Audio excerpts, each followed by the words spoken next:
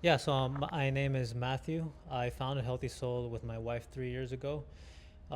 We started making soap out of a small pot in the kitchen that we were living at because we both had stories of overcoming uh, our skin issues and, in larger part, our health, improving our health. And from that, we've grown in the past 3 years to occupy the shelves of Sprouts to open this store up.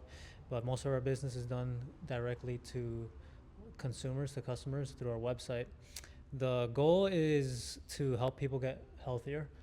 Um, we we've found that the soap is really helpful in clearing people's skin, and after clearing our own skins, me personally, when I used to have a lot of bad back acne, um, when I cleared that, I noticed a sense of relief, confidence that just overcame me, and I think just being healthier has a lot of profound impacts past like the physical.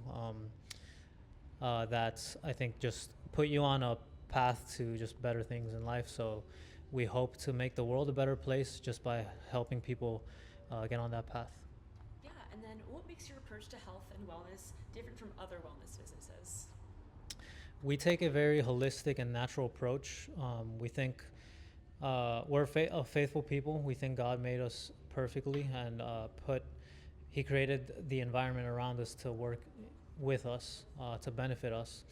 So a lot of other companies that approach health have different opinions, and we don't. We think uh, synthetic ingredients, products, pharmaceuticals, that all has its place, and I think that's all good. But there comes a point to where it's excessive, and we think that point is actually pretty like near the first implementation of those technologies. Um, we we view the soap specifically. If you wouldn't eat it, it shouldn't be fed to your skin, as the skin is a live organism that consumes. So we treat our products as we would any other food, and that's what we like to serve to customers. Things that are truly natural, things that fit those values, and that's really I think the results speak for themselves. It's such an affordable product for the impact it's having on people compared to other systems and products that cost hundreds of millions of dollars in research and development to then pass on to the consumer in the forms of multiple $100 purchases that ultimately either don't do much to improve their own health or actually contribute to worse health. Right, That's yeah, a really lot of these interesting. Yeah. products, yeah, ultimately worsen health because of how synthetic they are. Ultimately, does the opposite of what they're marketed to do. So I think having the natural approach is so important. Yeah. Definitely, yeah. And then as a health-focused business owner, how often do you see customers influenced by something they saw on TikTok or Instagram? Pretty frequently across all ages. Um, on the older side, I think they are more easily like if it's presented in a certain way, said in a certain way, if you're hitting the right pain point, they are very willing to try something out. On the younger side, if it is also doing those things but being delivered in a more trendy way or a cool way, that speaks more to them.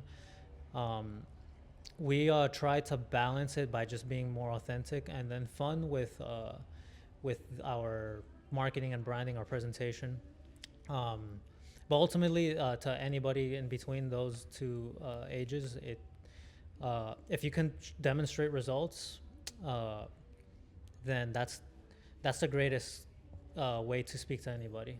Word of mouth is big too, um, but we try to, although we have a big marketing operation and effort too.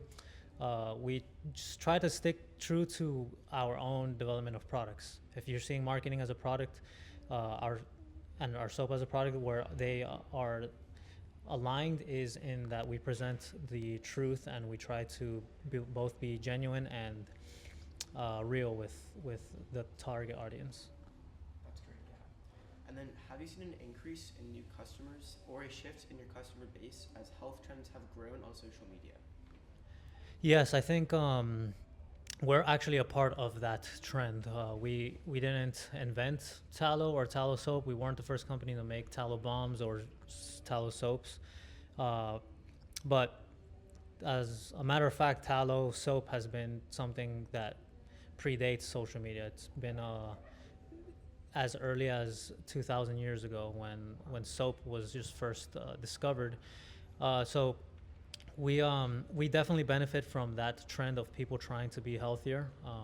We exist because of it. We're inspired by others who kind of pioneered the way for us earlier on, and I think that's a good thing. Just because we need more brands like this, and I always welcome others to, if their intention is genuine and they want to make people healthier. There's going to be it's already a growing market. It's already huge, but it's kind of limitless where this can go.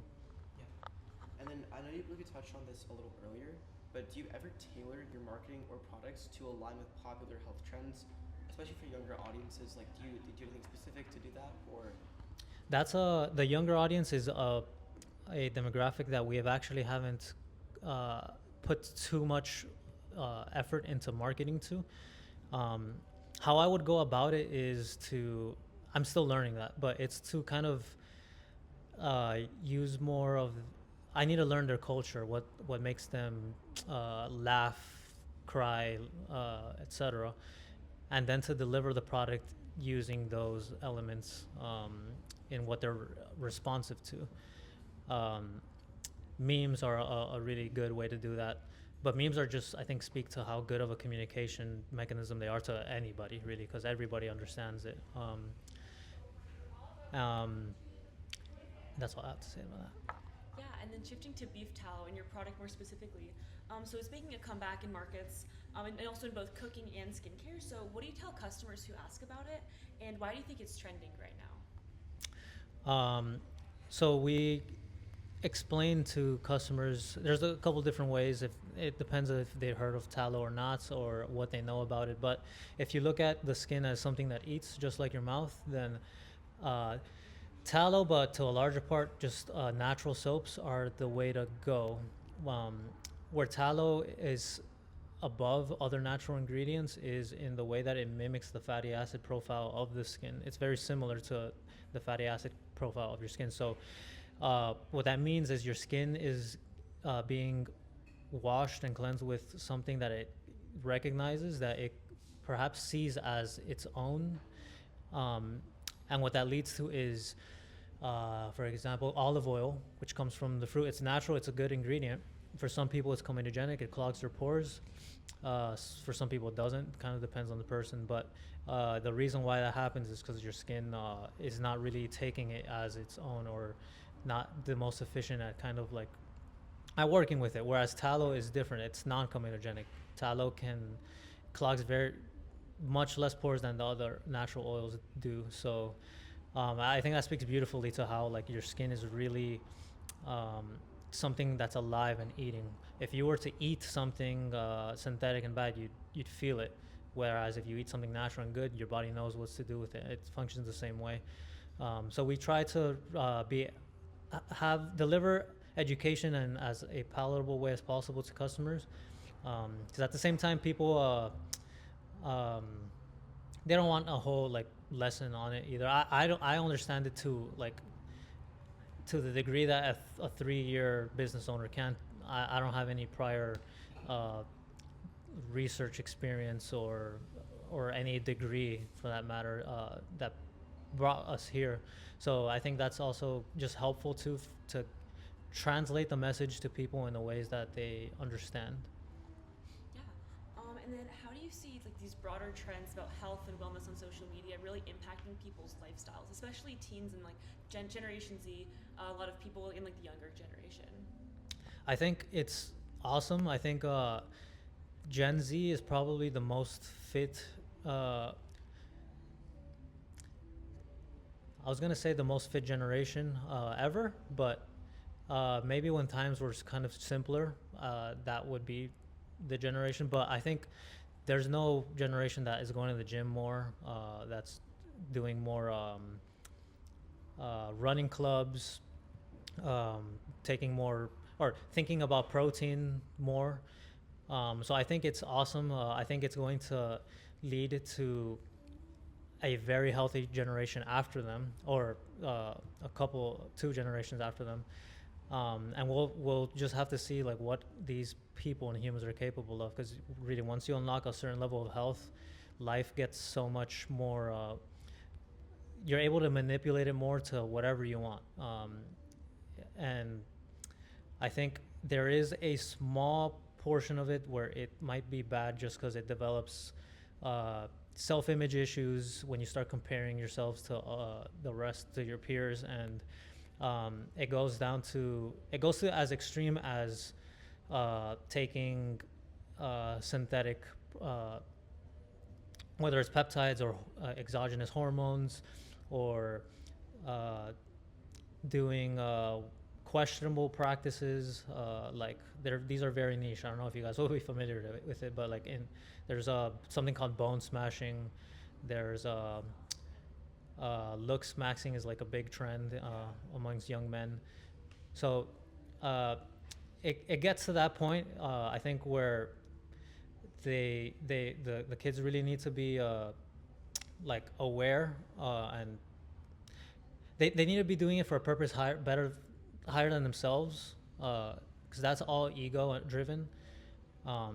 So that'll be a challenge for Gen Z, and the rest of the older generations to really kind of point their children to pursue health and excellence, but in a healthy way, not just for the pursuit of vanity, but to really get the most of what you can out of life. Yeah, and do you see any trends in your customer base, in terms, because like they're obviously here for wellness, so do you see them also following health trends in terms of like spirulina, no seed oils, not touching receipts, like those other trends? Like, do you see that like pattern with your customers? Yes, a good healthy mix of maybe tallow being the pattern that sends them off to like a gateway into discovering other things, and people who are kind of already in the middle of that funnel of that they've found tallow, or have been using tallow already amongst other things. In this, I think it speaks to the location. A lot of our customers here have heard of tallow and are already using it in some fashion, or not avoiding seed oils and the like. That's all, it's all connected. If you're exercising every day, you're probably doing other healthy things too. So with that being said, the market for people who aren't aware of tallow is bigger than the people who are aware. So there's a lot of work to do still. Yeah. And then taking a more like holistic approach on the health industry as a whole. So there are many popular diets such as carnivore, raw food, or like clean eating diets, and they encourage cutting out entire food groups. Do you think that approach is healthy, or can it lead to an unhealthy relationship with food? I think that approach can be very helpful when you are suffering from specific health conditions. I do think that if you have autoimmune issues and they are triggered by even being around peanut butter, let's say, or bread, it's probably a good idea to avoid those things entirely, and other triggers, at least temporarily, until you're able to tolerate those things. I think a whole food approach is very aligned with how we were made, and it's probably my single biggest recommendation to anybody, however it came out of the earth or the tree, or however it was processed and butchered, that's how we should be eating it. And then above that, nixtamalized corn chips that we've got over there. Nixtamalized corn is corn that's been treated with lime and salt, because corn actually is a crop that can trigger a lot of inflammation in people. But when it's treated in this traditional way of breaking down those things that make it triggering, it's much more digestible, and now we can enjoy it fried in tallow or baked without tummy issues or flare-ups. And I think that's a although it didn't come out of the earth that way, I think that's if you're able to tolerate all of those things I've mentioned, then there's no reason why you couldn't have some well-prepared foods that are aligned with that ancestral outlook. Are you planning on growing your product base past just beef tallow and like skincare products to like more the food industry as well? Uh, First step is at least bringing these amazing brands and products to light through our marketing efforts, our store, and our values. Eventually, Healthy Soul can really shape up to be something special. We're in a blessed position. So long as I'm financially responsible, I make the right choices, it can be something very big where we can go into our own snack lines, our own supplements, clothing, everything that contributes to better health. We are able to have a say in presenting it and selling it. I think the ceiling is very high, but we gotta just sell a lot of soap for now. That's great. Yeah. And then overall, do you think social media is making people more health conscious or more anxious and misinformed? Both. I have for sure experienced both of those emotions from social media. Social media helped me get into the best shape of my life. It helped me create this beautiful brand that's helping people. It has also influenced myself into trying things that aren't probably the best approach to try, like very excessive long fasts, for example. I think it's a good and bad thing, like how everything is. When used in moderation and responsibly, it can work to your benefit greatly. It's just it's a new problem that humans face. Like, how do we move and live with it going forward? It's not going away. So it's really just up to the wisdom of I think the older generations to train and educate the children in how to consume it and how to have it work for you, because it really is an outlet. We wouldn't be here without social media. Healthy Soul wouldn't be here without social media, not just because of our discovery of these things and putting into practice, but also because of the audience that we've been able to find and have them find us. And then for high school and college students, what is one piece of advice you give them to like live their best life and to be as healthy as they can?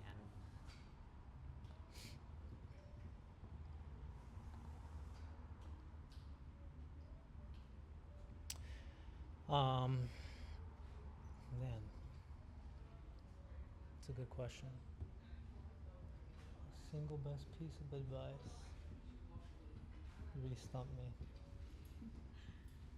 Because there's so much I can say.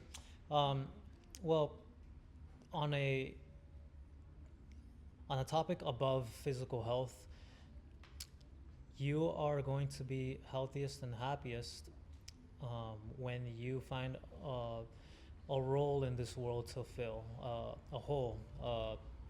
Wherever you will find fulfillment, you're going to be happiest there.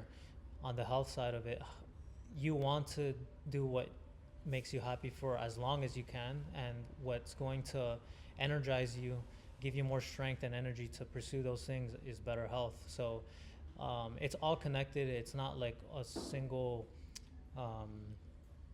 thing is going to help you get healthier. It's just kind of look at your life holistically, and with every input from your relationships, your relationship with food, people, with your environment, what goals you're working towards, your spirituality, that all matters. So just kind of looking at something higher, or having faith in something higher, a higher purpose for your life, accepting it, and then working to achieve it. I think that's really the healthiest thing that you can do. There's so much. Yeah. I think that's it. Thank you so much. That was really powerful. Yeah, thank you so much. Yeah. Yeah, thank you.